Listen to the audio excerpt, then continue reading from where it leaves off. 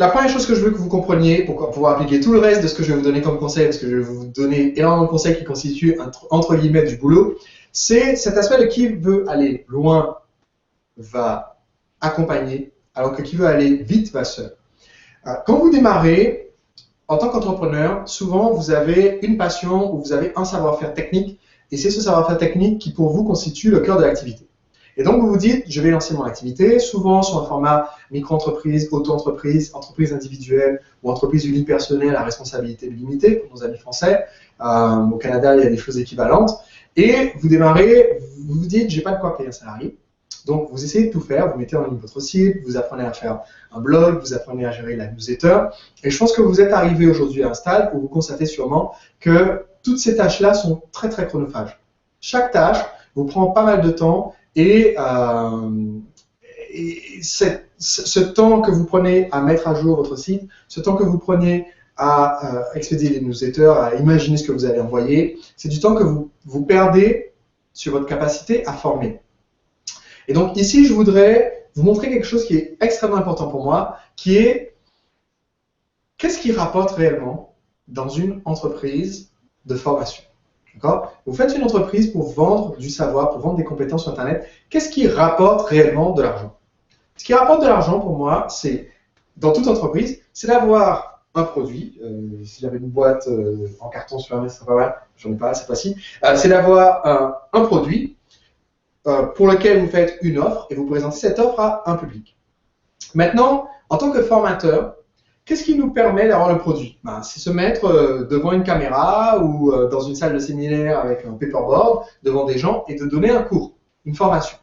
Si on a 0 minute à consacrer à la création de ce contenu de formation, on n'a rien à vendre. Si on n'a rien à vendre, on fait 0 vente. Si on fait 0 vente, on met la clé sous la porte. Donc ça, c'est une activité extrêmement importante. En tant que formateur, qu'est-ce qui nous permet d'avoir un public à qui proposer notre produit? C'est de diffuser du contenu. Donc, diffuser du contenu pour se faire connaître, qui va être du contenu gratuit, des articles, des vidéos, de l'animation sur les réseaux sociaux, en mettant des citations tirées de vos formations, en mettant des petits extraits de vos séminaires, d'accord? C'est cette stratégie de se faire connaître par le contenu. Pour moi, en tant que formateur, notre meilleure façon de vendre, c'est de former pour vendre. Aujourd'hui, je suis en train de faire une webconférence avec vous, je donne de l'information gratuitement. C'est ce qu'un formateur doit faire pour faire connaître son expertise, faire connaître son savoir.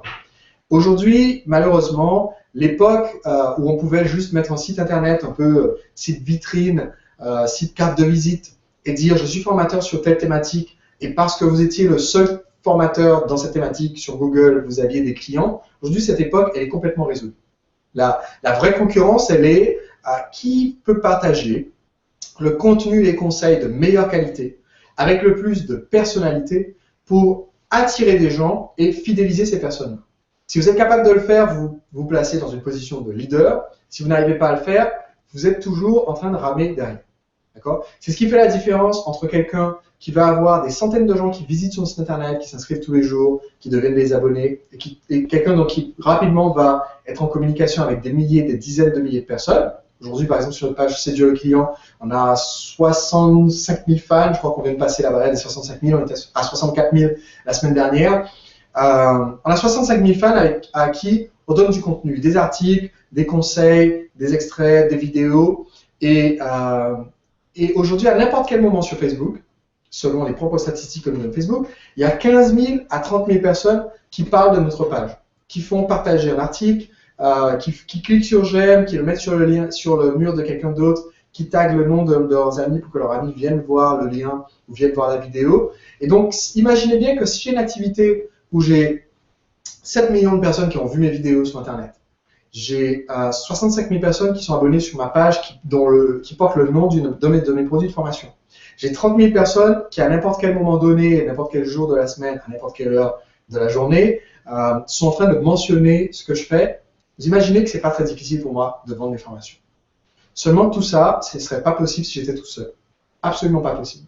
Donc la première chose qui est importante dans une activité de formation, c'est de décider de ce que vous allez faire, vous, ce sur quoi vous allez vous concentrer, et de ce que vous allez automatiser ou confier à une équipe de confiance.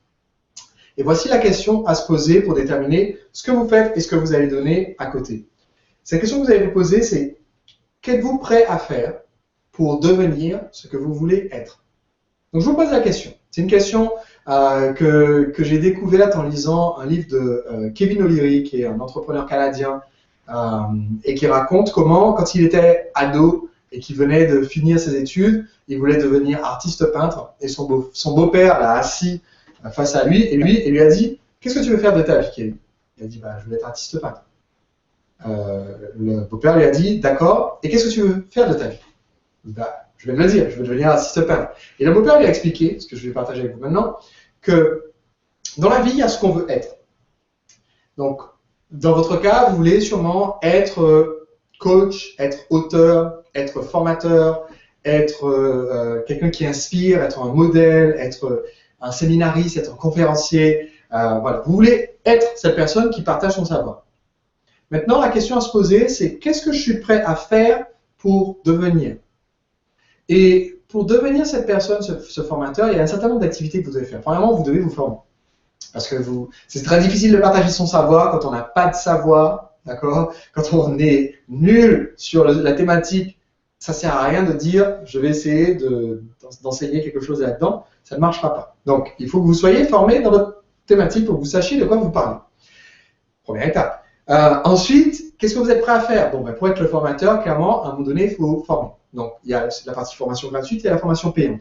Maintenant, dans tout le reste de l'activité, est-ce qu'il y a des activités que vous décidez de ne pas être prêt à faire?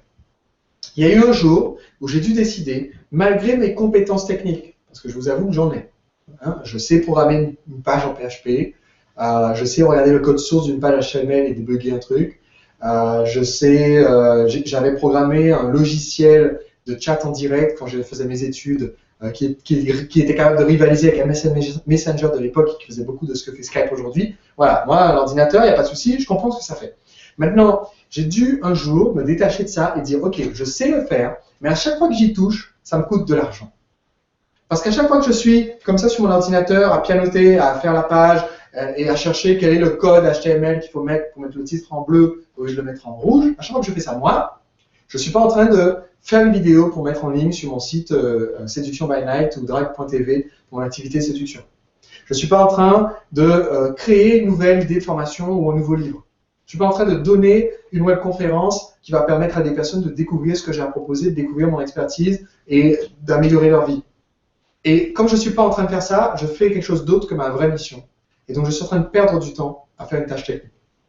Et je me demanderais, on pourrait faire le sondage, si vous voulez me dire dans le chat, combien d'entre vous peuvent, alors vous pouvez lever la main en disant moi ou moi aussi, oui. Combien d'entre vous aujourd'hui, si demain vous vouliez faire une webconférence, combien d'entre vous vous êtes obligé d'apprendre à le faire parce que vous avez personne à qui vous pouvez juste envoyer un mail en disant fais-moi une page de webconférence et programme-la. D'accord? Vous pouvez me le dire dans le chat, je pense que c'est la grande majorité. Et du coup, comme vous êtes obligé, chaque fois que vous avez une nouvelle idée, vous voyez la page de conférence d'aujourd'hui, imaginons que vous disiez, tiens, j'ai envie de faire la même chose. Pour la plupart d'entre vous, j'ai l'impression, et vous pouvez me le dire dans le chat et me le confirmer, j'ai l'impression que si vous vouliez faire la même page qu'aujourd'hui, vous seriez obligé de chercher un tutoriel ou une formation pour apprendre à le faire.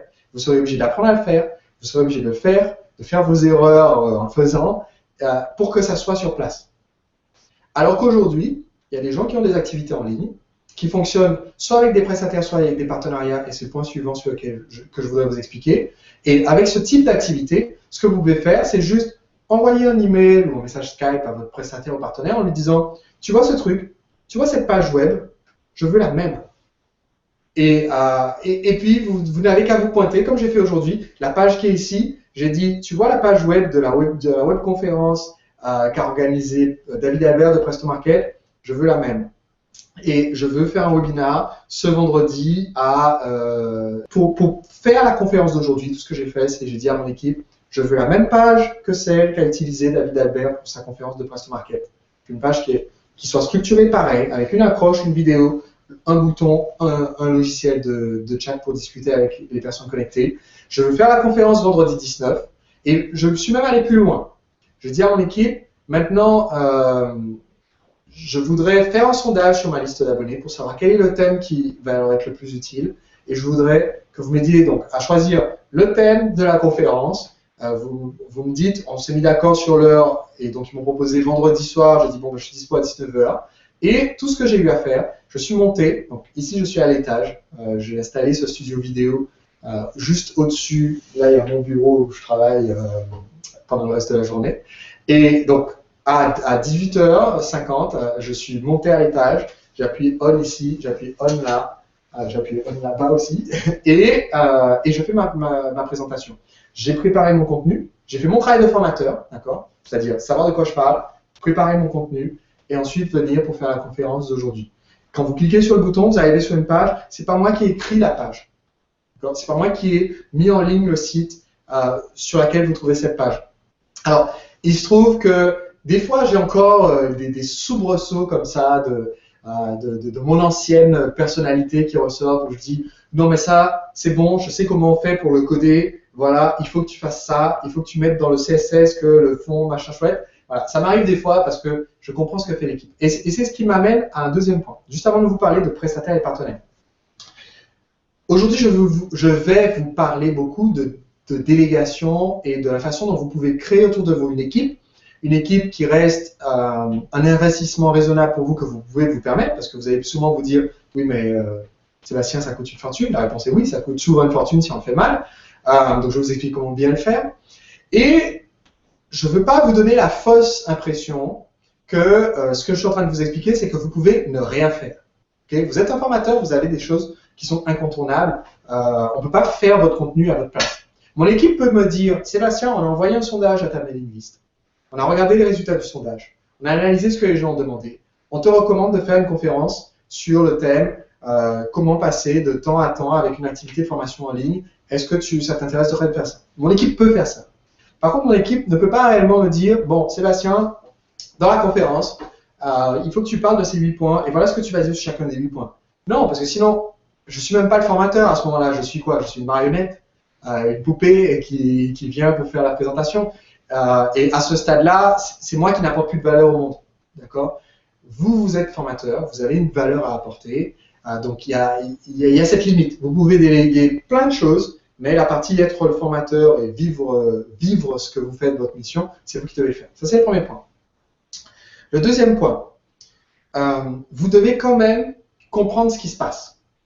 Quand je dis comprendre ce qui se passe, vous n'avez pas besoin de savoir comment on fait pour installer un blog WordPress, quels sont les codes FTP, la base MySQL, le système de mot de passe, est-ce qu'il faut utiliser un Cloudflare pour gérer le certificat SSL. Vous n'avez pas besoin d'entendre parler de ça, d'accord? Ce que vous avez besoin de comprendre, c'est quels sont les blocs, quels sont les éléments. Il faut éviter en tant qu'entrepreneur, et là je vous donne un conseil, je vous donne à la fois mes conseils en tant que formateur et en tant que chef d'entreprise, d'accord? Vous êtes des chefs d'entreprise qui voulez vivre de votre activité, de votre formation, donc pour moi c'est important que vous ne fassiez pas de faux pas d'entreprise en essayant de trop être le formateur. Donc, il faut comprendre ce qui se passe dans votre boîte. Okay?